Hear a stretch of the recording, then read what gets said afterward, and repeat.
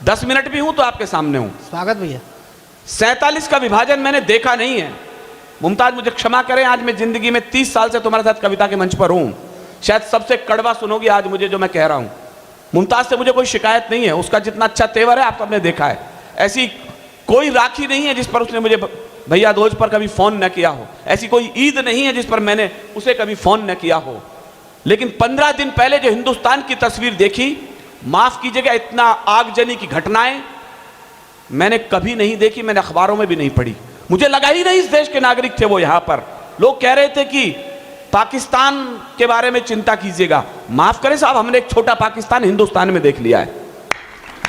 मुझे सच कहने और सुनने वाले लोगों की तालियां चाहिए, जो झूठ सुनना चाहते हैं वो जा सकते हैं। मैं बहुत कड़वा बोलने वाला हूं, आज मैंने पहले मुमताज से माफी मांग ली है।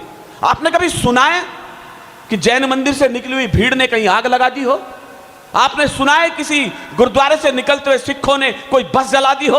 आपने सुना है किसी हिंदू मंदिर से निकले हुए लोगों ने टायर जला करके आग लगा दी हो? मैं दुख के साथ सूचना दे रहा हूं, शर्म के साथ सूचना दे रहा हूं, जुम्मे की नमाज अदा होने के बाद हाथों में पत्थर लेकर के ये शांति दूत कौन से इस्लाम का संदेश दे रहे हैं इस देश के अंदर? वाह वाह वाह वाह वाह वाह। मुझे आपके हाथों में तालियां नहीं, चिंगारियां चाहिए सर।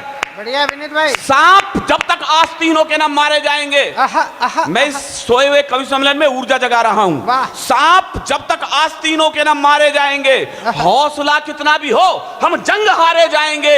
और अब मुझे आपकी या तो 100% ताली चाहिए, हुटिंग चाहिए। सांप जब तक आस्तीनों के न मारे जाएंगे, हौसला कितना भी हो, हम जंग हारे जाएंगे। और दुश्मनों के संग तो हम फिर करेंगे फैसले, पहले घर के जाहिलों के सर उतारे जाएंगे, पहले घर के जाहिलों के सर उतारे जाएंगे। पूरा भारत सुलग गया था हिंसा के अंगारों में। मैं ताजा लाइन पढ़ रहा हूं तो मुझे ताजा तालियां चाहिए आपकी कि पूरा भारत सुलग गया था हिंसा के अंगारों में। गली गली में आग लगी थी कुछ उन्मादी नारों से, गली गली में आग लगी थी कुछ उन्मादी नारों से। आधा मेरी भाषा पर ध्यान देना, मैं क्या बोल रहा हूं। आधा भारत भटक गया था मजहब वाली गलियों में, आधा भारत भटक गया था मजहब वाली गलियों में। बस कानून नजर आता था बंदूकों की नलियों में, बस बंदूक की नलियों में। सारी वर्दी भीग गई थी अपने खूनी छींटों से। शांति दूत उत्तर दे देते केवल पत्थर ईंटों से। शांति दूत उत्तर देते थे। हम जहां भी गए, वीडियो देखिए आप, आग लग रही है, पकड़ लो। हम तो शांति प्रदर्शन कर रहे थे, हम तो आग क्या तुम्हारे फूफा जी लगा के चले गए? यहां पर देशद्रोहिता के नारे 3-3 यूनिवर्सिटियों के अंदर लग गए और हम इस देश की जलती हुई तस्वीर देख रहे थे। ये जो देशद्रोह का अड्डा जेएनयू में अड़ा हुआ, यह भी मैं थोड़ी देर पहले भारत माता की जय के नारे लग रहे थे। आप छोटी जगह पर है, मोहनखेड़ा में, छोटे स्कूलों में पढ़े तो देशभक्ति सीख गए।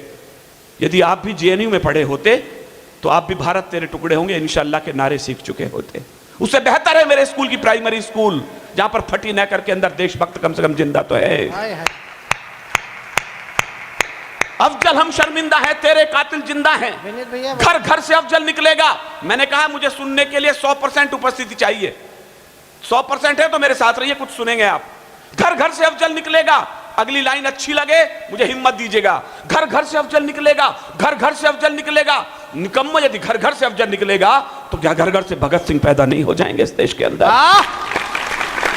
ये जो देशद्रोह का अड्डा जेएनयू में बना हुआ, ऐसा लगता आस्तीन में विषधर फनले पना हुआ।